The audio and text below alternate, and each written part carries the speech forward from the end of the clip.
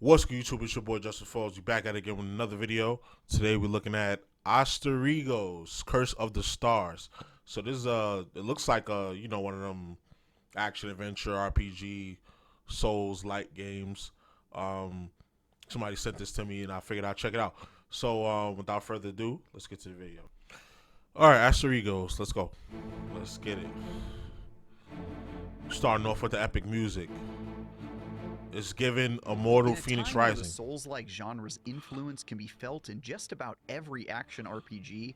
It's easy for the plethora of challenging adventures to blend together in a montage of death screens. Asterigos' Curse of the Stars is a cartoonish odyssey inspired by Greek and Roman mythology with a stripped-down version of the Souls-like formula at its center. And while at first I thought its formula might feel a bit too familiar, it ended up surprising me with consequential decisions in each act that made me lean forward in my chair. I'm used to being punished for my foolhardy behavior with numerous character deaths, but it was another thing entirely when my questionable decisions had an adverse impact on the story, and that raised the stakes for me in an extremely refreshing way. Okay. I didn't even know they did another preview for this, the final Upon preview. First look, I felt a sense of deja vu with Asterigos' simple hack-and-slash combat that had me dodge rolling and drinking potions as I fought my way through each area and boss. Similarly, its Greek and Roman... That's just a nice... I don't know what it is about that combat flow. Just attack, dodge, potion, dodge, enemy attack, potion. Like, I don't know. It's something about that combat loop that feels so like familiar and at home. Like no matter what game it's in, like we'll all play that same gameplay loop in a different skin in a different world over and over. That's just a dope gameplay loop. I don't know what. It's something addicting about it.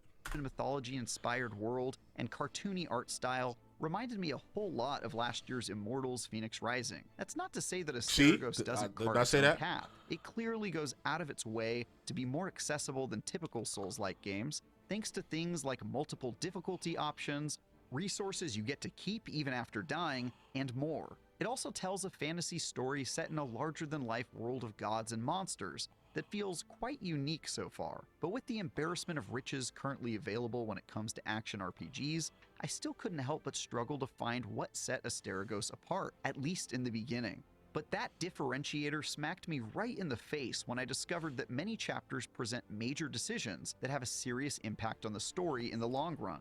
For example, early on I was sent to retrieve a magical object and explicitly told to avoid open confrontation with the faction in question. But when I came face to face with the bad guys, I chose to throw caution to the wind and attacked a character on first sight who I was explicitly told not to kill. If I'm being honest, I'm so used to the Souls-like formula that I assumed me not bothering to negotiate with this character first wouldn't really matter, and was caught completely flat-footed when my actions resulted in a group of people being furious with me, and my character's personality shifting based on that decision. As it turns out, if I'd sought out a peaceful solution first, I would have gained additional insight into the story, saved face with my allies, and gained personality traits that would have made my character act more maturely, which would have story consequences later on.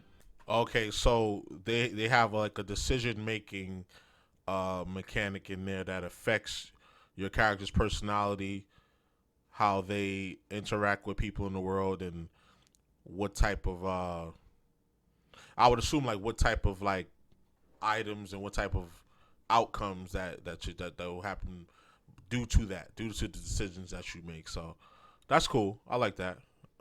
Reminds me of like a Fable game or something like that. Like some those games where like your decision making definitely plays a part in how the overall story and character development will play out. I like that. But unfortunately, my monster-killing brain activated autopilot, and that recklessness came back to bite me in a major way. The boss is dead! The outsiders killed him! Now that whole community don't mess with you no more.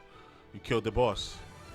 The fact that Asterigos allows you to make enormous mistakes that impact my character's personality and eventually the story was a game changer for me. And after getting slapped on the wrist by several NPCs for being a bloodthirsty killer, I approached future missions with greater care. It was no longer just about fighting my way through each area and killing everything in sight. Now I kept a close eye on my journal and paid very close attention to which characters I was aligning myself with and which I was making enemies of, in hopes that I would at least see future mistakes coming. And honestly, part of me just wanted to intentionally do the opposite of what my quest givers were asking of me. Just because, just to mix it up, just to see what would happen. It made things much more interesting than your average fight to the boss, kill the boss, then report back formula I've become so accustomed to.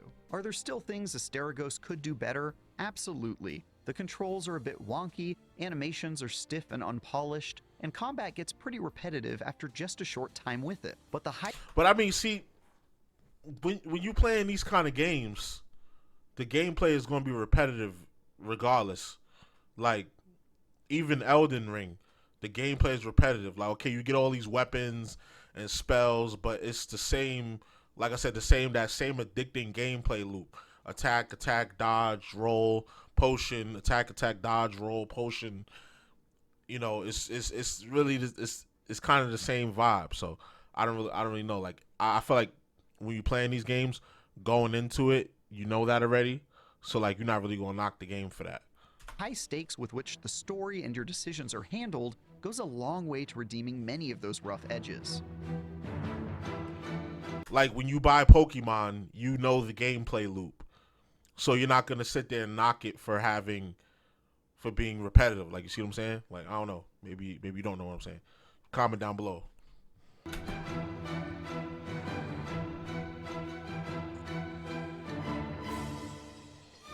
For more, check out our previews of Gotham Knights and Victoria 3. And for everything else, keep hacking and slashing with IGN. Keep hacking and slashing. I feel like there's a lot of hack and slash beat 'em up games coming out. And those are my type of games. Like, whether it's a classic 2D side scroller. We looked at this other game called River City Girls the other day. I think it was yesterday actually. River City Girls, that's like a classic side scroller beat 'em up. You have the Ninja Turtles game out. You know, you have this Asterigos, like just a lot of beat 'em up action RPG hack and slash type games. Like you got Gotham Knights, as you mentioned, which we've done some videos on. So I guess these developers this time of year is like, if it ain't broke, don't fix it. We're gonna keep getting sequels and reboots and original IPs, but with the same skin of the of an Elden Ring or a classic or any other like classic game archetype that has worked throughout the years. And I don't really mind. Really, I don't mind it. You know, as long as it's done, as long as it's fun to play, and it offers at least some type of replay value, I'm with it. So this game was cool. Definitely worth checking out in my opinion. So y'all let me know what y'all think in the comments. Y'all already know the vibes. Like, comment, subscribe. This is your boy JusticeXFalls. We out. 1.